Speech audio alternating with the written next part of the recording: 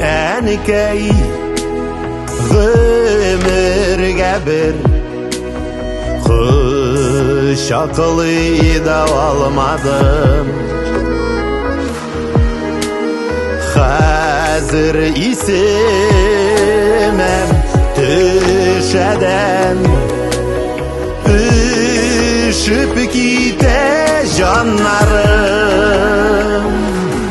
Өзім ағартқан шәшіңінен сыйпыда білмегенімін, шуны уйлап неше қабат бәғіріні тілгәледім.